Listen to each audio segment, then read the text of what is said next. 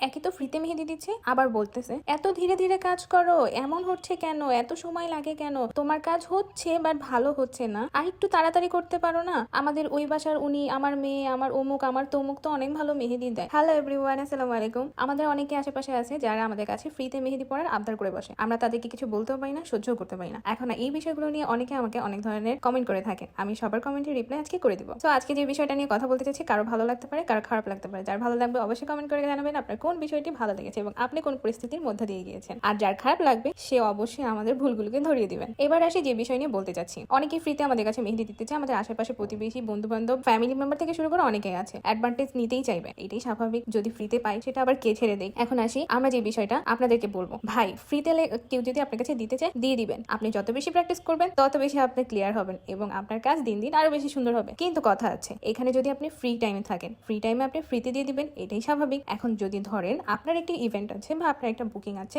আপনি ওই টাইমে আপনার কোনো খুব কাছের মানুষ, আমি কোনো সম্পর্ককে ইঙ্গিত করতে চাচ্ছি না, তারপরে দেখবো যে সবাই আমাকে ভুল বুঝে শুরু করবে। সো যেটা বলতে চাচ্ছিলাম যে আপনার খুব কাছের মানুষ আপনার কাছে মেহেদি দিতে যাচ্ছে, এখন আপনি তাকে বলবেন তুই যদি বুকিং দেস বা আপনি যদি আমার কাছে বুকিং দেন, তাহলে আমি আমার যে কাজ আছে, আমার একটা ইভেন্ট ছিল, ওই ইভেন্টটা আমি আমার কোয়ার্টিস্ট বা কোনো টিম মেম্বারকে হ্যান্ড ওভার করে দিব এন্ড আমি আপনার কাজটি করতে আসবো। কিন্তু সে যদি বলে না আমি তো ফ্রিতে মেহেদি দিতে চাচ্ছিলাম তোমার কাছে, অবশ্যই তাকে বুঝিয়ে বলবেন আমি তো আজকে ব্যস্ত আছি বা আমার একটি ইভেন্ট আছে, আমি আমার ইভেন্টটাকে কমপ্লিট করে যদি সময় পাই অবশ্যই আপনাকে ফ্রিতে লাগিয়ে দেবো। বিষয়টা হচ্ছে আপনার সেই মানুষটার জন্য আপনি তো আপনার মানে কাজটাকে তো ইগনোর করতে পারবেন না। আপনার ওই টাইমে অবশ্যই একটা পারিশ্রমিক আসবে, সেই পারিশ্রমিকটা তো আপনি ইগনোর করতে পারবেন না। তো হয় কি আমরা আমাদের আশেপাশের অনেক বিষয়গুলি সবাইকে বোঝাতে পারি না, তো সবকিছু মিলিয়ে একটা মিসকমিউনিকেশন তৈরি হয়, মিসআন্ডারস্ট্যান্ডিংও তৈরি হয়। তো সেই জায়গা থেকে আমরা অবশ্যই ঠান্ডা মাথায় সবাইকে বোঝানোর চেষ্টা করব। সবসময় একটা কথাই মনে রাখবো, রাগ করা যাবে না বা রাগারাগির মাধ্যমে কোনো কিছু অর্জন করা যায় না। কারণ আপনি আপনার জায়গা থেকে সবসময় ধৈর্য, পরিশ্রম, এই জিনিসগুলোকে অবশ্যই মাথায় রেখে সামনে এগিয়ে যেতে হবে। আর এই জায়গা থেকে মন খারাপ করে কাজ বন্ধ করে দেওয়া যাবে না। So thank you so much সবাইকে, আল্লাহ হাফিজ। আপনারা কিন্তু কমেন্ট করে অবশ্যই জানাবেন। আসসালামু আলাইকুম।